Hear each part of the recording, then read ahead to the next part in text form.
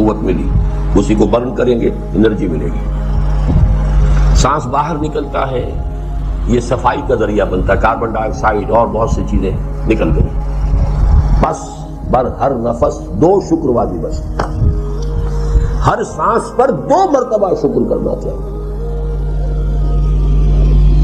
ہر سانس اندر گیا موجب تقویت، باہر بنا موجب تنقیح،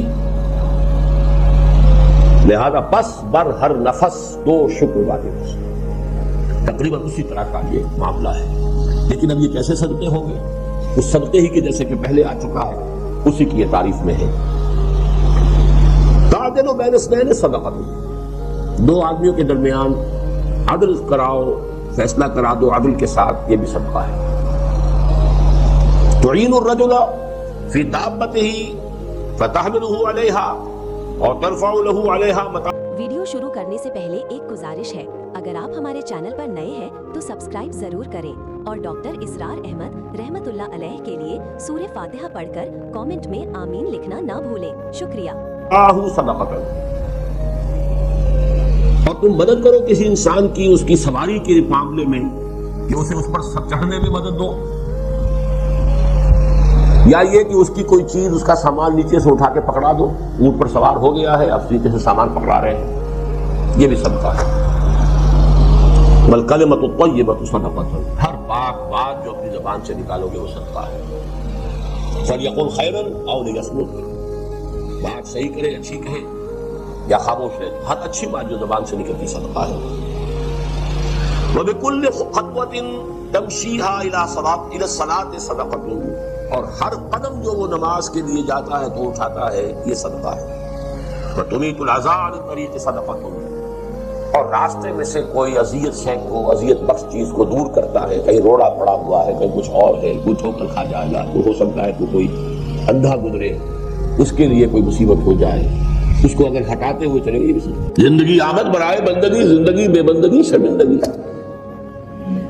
اور اس میں جو کنفیوژن ہم نے پیدا کر دیا ہے کہ عبادت کو عبادات کے مترادف قرار دے دیا، نماز روزہ حج اور زکوٰۃ یہ عبادات ہیں، وہ عبادت جس کے لیے ہمیں پیدا کیا گیا ہے وہ یہ چیزیں نہیں ہیں، وہ ہے پوری زندگی میں ہمہ تن، ہمہ وقت، ہمہ جہد اللہ کی اطاعت۔ ہر وقت نماز تو نہیں پڑھی جاتی ہے، ہر روز روزہ تو نہیں رکھا جاتا ہے۔ یہ جو کہا کہ میں نے صرف تمہیں پیدا ہی اس لیے کیا کہ میری عبادت کروں، تو عبادت سے مراد یہ چیزیں نہیں ہو سکتی۔ یہ در حقیقت اس عبادت کے لیے سپورٹس ہے، جیسے 4 ستون ہیں ان پر چھت ہے، چھت کو سپورٹ دینے کے لیے ستون ہے۔ ستونوں کی معنویت ہی تب ہے جبکہ چھت ہو، ورنہ کیا کہیں گے کس لیے کھڑے کر دیے 4 ستون، پاگل بنے کوئی، کس لیے، وٹ فار، جب تک کہ چھت کا تصور نہ ہو۔ شامیانے کے لیے 4 آپ نے باکس کھڑے کیے، کس لیے، اس شامیانے کو سپورٹ کرنے کے لیے۔ تو اب اس میں جو مضمون آیا وہ یہاں بھی آ گیا اس حدیث میں، تو قرآن مجید کی آیت میں ایاک نعبد و ایاک نستعین، یہ ہے دوسری بات جس پر کہ آج کی ہماری مرکزی جو مضمون ہے وہ یہ حدیث، تجھ ہی سے مدد مانگتے ہیں اور مانگتے رہیں گے۔ اللہ تعالیٰ سے مدد مانگنا، اب آپ یہ سمجھیے کہ مدد جو مانگی جاتی ہے مختلف الفاظ استعمال ہو سکتے ہیں۔ استعانت وہ اس حدیث میں بھی آیا، قرآن میں بھی آیا سورہ فاتحہ میں، ایاک نستعین۔ استمداد مدد طلب کرنا، استنصار نصرت مانگنا، استدعاء کوئی دعا کرنا کسی کام کے لیے، استغاثہ کسی کی دعائی دینا، یہ تمام ایک قبیل کی چیزیں ہیں، ان کو جمع کر لیجیے استعانت۔ اب استعانت ایک تو ہے عام مادی دنیا کے اصول کے اندر میں کسی کہوں بھائی مجھے ذرا پانی پلا دینا، یہ بھی استعانت ہی ہو گئی نا، میں نے اپنی ایک ضرورت کو پورا کرنے کے لیے اسے مدد چاہیے، اس میں کوئی شرط نہیں، کوئی برائی نہیں، معلوم ہے یہ ایک عام مادی قوانین کے تحت ہوگا۔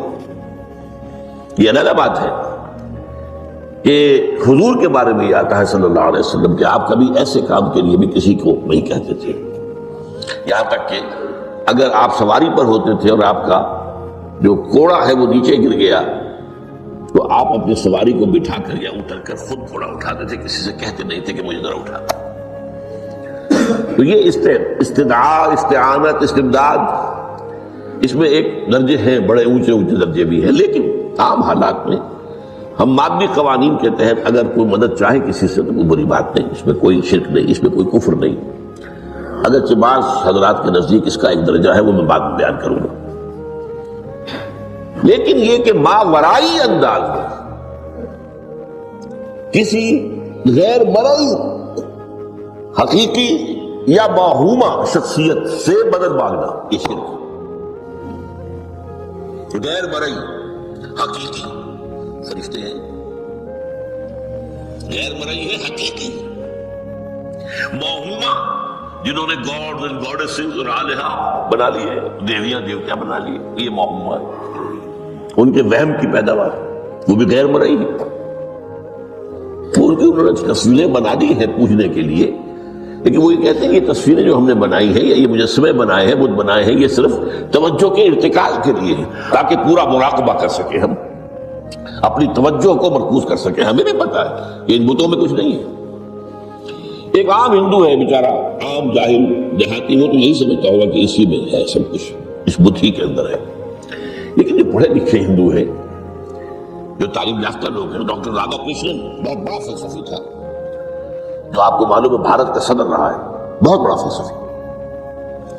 تو اس کی ایک کتاب ہے انڈین فلسفی پہ، اتنی موٹی موٹی 2 جلدیں ہیں اور بڑی باریک ٹائپ کی۔ اس میں اس نے کہا کہ ہم ان بتوں میں کچھ نہیں سمجھتے، یہ تو صرف کنسنٹریشن، توجہ کو مرکوز کرنے کے لیے ہم نے ان کو بنا لیا ہے، تاکہ ان کے ساتھ ایک ذہنی اور روحانی رشتہ قائم کرنے کے لیے اپنی توجہات کو مرکوز کر سکتے۔ بعد میں نے بتایا ایک ہے غیر مرئی حقیقی، ایک ہے غیر مرئی موہوم۔ غیر مرئی حقیقی میں فرشتے بھی ہیں، معلوم ہے یہاں موجود ہیں، کراما کاتبین ہیں، لیکن میں یہ نہیں کہہ سکتا کہ ذرا میری یہ مشکل دور کر دوں، اس فرشتے سے میں مخاطب نہیں ہو سکتا، یہ شرک ہو جائے۔ حالانکہ ہمیں معلوم ہے فرشتہ ہے، فرشتے تو اس وقت ہمارے اس مجمع کو گھیرے ہوئے ہیں۔ حضور کی حدیث، مجتمع قوم فی بیت من بیوت اللہ یتلون کتاب اللہ ویدارسونہ بینہم الا حفتہم الملائکہ وغشیتہم الرحمہ۔